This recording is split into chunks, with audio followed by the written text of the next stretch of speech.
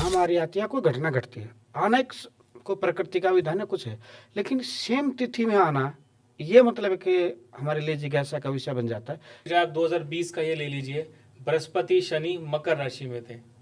इससे पहले 100 साल पहले, 120 साल पहले का बृहस्पति कर्क राशि में थे।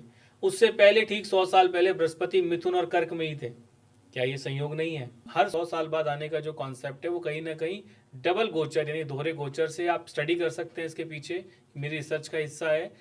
व्यक्ति विशेष की लाइफ में भी यानी कि जीवन में ऐसा घटता है कि कोई एक घटना घटती है तो बार बार उसी समय काल पे घटती है। जैसे बार बार किसी का 1 साल के बाद एक्सीडेंट होगा, या किसी को कोई पदोन्नति मिलती है, या किसी को रोजगार मिलता है तो उसकी तरक्की भी होती है, तो एक समय काल के 1 साल के बाद, 3 साल के बाद, मतलब उसको उसी महीने के अंदर या तिथि के आसपास मिलती है।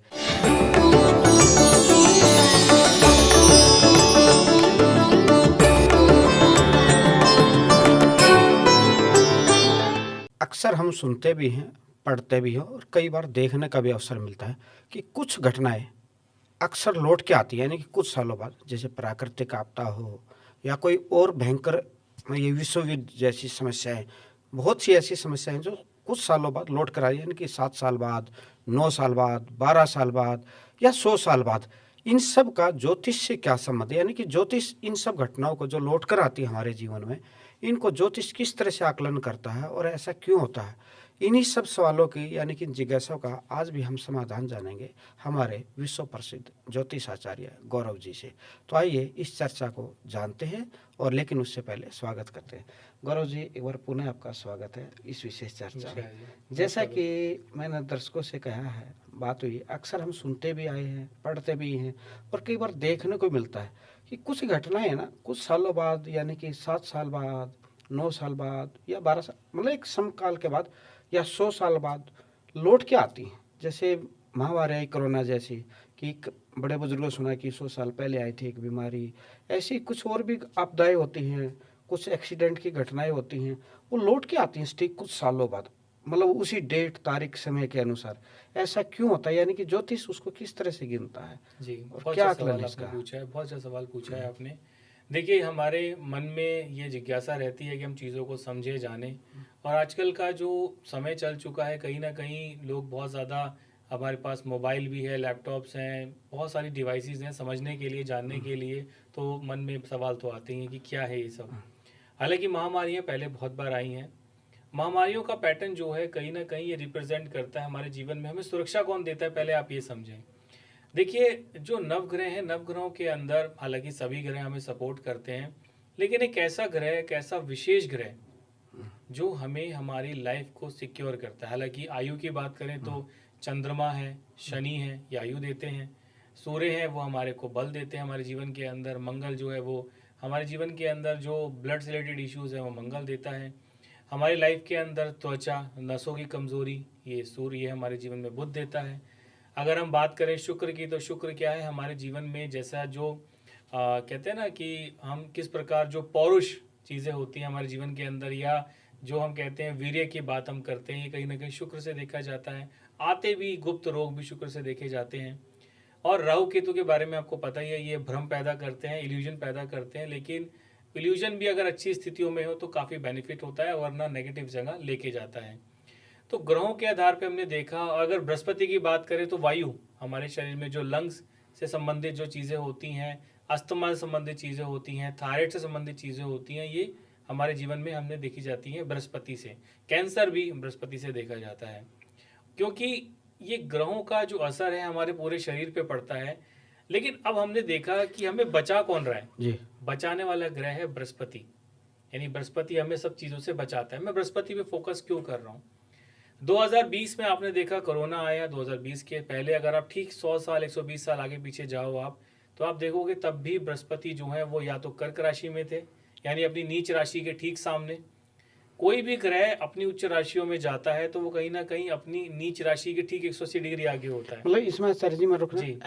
महामारी आती है, कोई घटना घटती है, आना एक को प्रकृति का विधान है, कुछ है, लेकिन सेम तिथि में आना ये मतलब है कि हमारे लिए जिज्ञासा का विषय बन जाता है कि ये घटना सेम तिथि में यानी कि जी, सेम जी, योग जी। में आ रही है। इसके पीछे वजह ही यही है। हाँ। बहुत अच्छा से मैं आपको डिटेल में समझाना चाह रहा हूँ कि जो ये कॉम्बिनेशन है कहीं ना कहीं इसके पीछे बृहस्पति का ही रोल है। वो, जो महामारी आती है, महामारी के टाइम पे जो बृहस्पति का गोचर है, बृहस्पति शनि दोनों डबल गोचर, इसको दोहरा गोचर कहा जाता है। इन दोनों की गोचर, चाहे आप 2020 का ये ले लीजिए, बृहस्पति शनि मकर राशि में थे। इससे पहले 100 साल पहले, 120 साल पहले का बृहस्पति कर्क राशि में थे। उससे पहले ठीक 100 साल पहले बृहस्पति मिथुन और कर्क में ही थे। क्या ये संयोग नहीं है? ये भी यानी कि बृहस्पति अगर कुंडली में खराब है तो वो हेल्थ इश्यूज बढ़ा देता है, चीज़ों को बढ़ा देता है। तो महामारी का कॉन्सेप्ट दोहरे गोचर से है, यानी डबल ट्रांजिट से है कि हर 100-120 साल बाद बृहस्पति का गोचर ऐसा या शनि का गोचर ऐसा होता है जो महामारी को लेकर आता है। हालांकि वायरसेस तो देखिए सब जगह है। अभी भी आप देखोगे कि वायरस तो कोई ना कोई चल ही रहा है। खांसी जुकाम वायरस ही तो है। जी। कहीं ना कहीं हमारे जीवन के अंदर आप फीवर देखते हो, खांसी कोल्ड कफ आपको हो रहा है, गला आपका खराब हो जाता है, कहीं ना कहीं वायरस से रिप्रेजेंट करता है ये चीज़ें। हालांकि इतना डिटेल में मैं नहीं जा रहा हूँ। तो महामारी हर 100 साल बाद आने का जो कॉन्सेप्ट है वो कहीं ना कहीं डबल गोचर यानी दोहरे गोचर से आप स्टडी कर सकते हैं। इसके पीछे मेरी रिसर्च का हिस्सा है। बृहस्पति की पोजीशन खराब होने की वजह से दिक्कतें आती हैं। और अगर इसको समझा जाए, जैसे कि फॉर एग्जांपल 2026 में अभी हम हैं, ये वीडियो बनाने का उद्देश्य क्या है हमारा? जैसे बात करें 2009 की, अगर हम बात करते हैं 2009 में क्या हुआ, जो आंध्र प्रदेश के सीएम है उनका प्लेन क्रैश होना, अर्थक्विक का आना और अग्निकांड का बहुत ज़्यादा हो जाना, ये चीज़ें रिप्रेजेंट करती हैं कहीं ना कहीं 2009 के अंदर बहुत ज़्यादा वाइब्रेशन थी। एक बहुत ज़्यादा प्रसिद्ध व्यक्ति माइकल जैक्सन, उनकी डेथ भी 2009 के अंदर हुई थी। केरला के अंदर जो है आपने देखा कि किस प्रकार नाव के जो केसेस निकल के आए, नाव डूब गई, बहुत ज़्यादा लोगों की उसके अंदर डेथ हुई थी। तो ये इंसिडेंट्स 2009 के अंदर हुए। अगर मैं बात करूं 2015 की बात करूं तो 15 के अंदर क्या हुआ कि पेरिस के अंदर हमला हुआ था, आतंकवादी हमला हुआ था। नेपाल के अंदर बहुत तेज अर्थक्वेक आया था। तो 2015 की बात जैसे हमने देखा कि किस प्रकार पूरा साल ही कुछ ना कुछ वाइब्रेशंस या घटनाएं घटती रहीं। अगर आप उस समय को देखोगे, न्यूज़ में जाके देखोगे तो ऐसी चीज़ें उस समय पे काफ़ी हुई थी। यानी 9 वाली चीज़ें कहीं ना कहीं रिपीट हुई 2015 में भी। और अगर हम 2026 की बात करें, 26 में क्या हुआ, यानी 26 के अंदर महाराष्ट्र के जो डिप्टी सीएम है उनका प्लेन भी क्रैश हो गया। ये घटना भी अभी आपने रिसेंट में देखने को सुनी। और किस प्रकार आपने देखा कि इजराइल के अंदर, ईरान के अंदर, यूएस के साथ में मिलके ईरान के साथ में किस प्रकार जो विश्व युद्ध की स्थितियां चल रही हैं, देश एक दूसरे के ऊपर, क्योंकि साल की शुरुआत में ही ये घटनाएं होने लग रही हैं। साथ ही साथ वेनेजुएला के प्रेसिडेंट को भी जो है यूएस ने उनको बंदी बना लिया। तो ये सामान्य घटना नहीं है। 2026 में भी वो सब चीज़ें जो हैं वो रिपीट होती जा रही हैं, जैसे 2009 में, 15 में, और अभी ये साल दर साल चलेंगी। इसका असर अर्थव्यवस्था पे भी पड़ेगा। जैसा आप देख रहे हो अर्थव्यवस्था के अंदर बहुत बड़े बदलाव आएंगे। अब जैसे कि डॉलर की हम बात करें तो डॉलर के अंदर जो अभी ये युद्ध चल रहा है, डॉलर की स्थिति अभी डाउन जाएगी। डॉलर बहुत तेजी से जो है वो टूटेगा। यूएस की स्थिति बहुत तेजी से नीचे गिरने लगेगी। लोग उनको नापसंद करेंगे, ट्रंप को। ऐसी परिस्थितियां भी बननी शुरू हो जाएंगी इसी दौरान। यानी जो देशों के अंदर वर्चस्व कायम करने के साथ साथ जनता के अंदर भी ये कहीं ना कहीं एग्रेशन देखने को मिलेगा कि वो ट्रंप के खिलाफ जाएंगे। ऐसे कॉम्बिनेशन भी बहुत जल्दी में आपको देखने को मिलेंगे। यानी ये परिस्थितियां ऑल ओवर पूरी दुनिया के अंदर वाइब्रेशंस को लेकर आता है। लेकिन मैं कहता हूं, अगर आपने पूछा कि ये वर्ल्ड वॉर 3 है, तो वर्ल्ड वॉर 3 वाली बात स्थिति नहीं है। वर्ल्ड वॉर की बात मतलब ये होता है कि पूरे सभी देशों का इन्वॉल्व होना। भारत कभी इन्वॉल्व नहीं होने वाला किसी भी हाल में। ये जरूर है कि हमारे एलओसी के ऊपर झगड़े हो सकते हैं 26 और 27 के अंदर, लेकिन हम इसमें विश्व युद्ध के अंदर इन्वॉल्व नहीं होने वाले। लेकिन पूरी दुनिया में जो वाइब्रेशन चल रही है उसके छींटे तो आएंगे जरूर।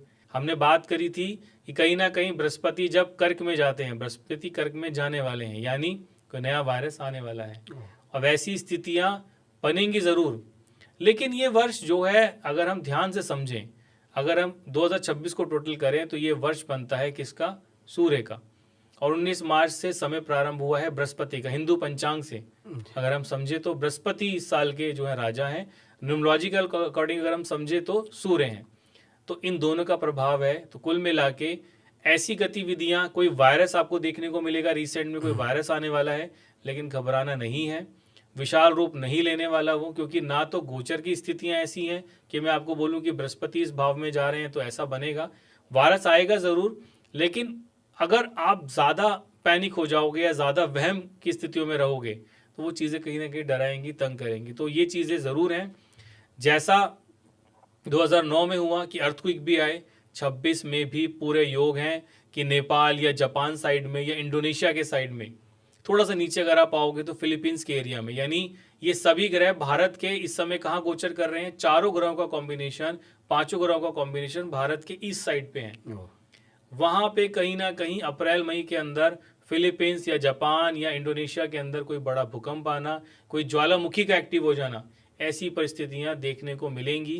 तो इसीलिए अगर आप वहां जाना चाहते हो तो ये 2-4-5 महीने अवॉइड करने का प्रयास आपको करना चाहिए टिल जुलाई तक। जुलाई से पहले पहले, अगर आप जुलाई के बाद आप जाइएगा, पहले पहले आप अवॉइड करने का प्रयास करिएगा। सावधानी रखनी बड़ी जरूरी है। आप हमारे संत वाणी चैनल को सब्सक्राइब करें, वीडियो को लाइक करें, शेयर करें और हाँ, बेल आइकन पर क्लिक करना बिल्कुल ना भूलें, ताकि हमारी किसी भी वीडियो की सूचना सबसे पहले आपको मिले।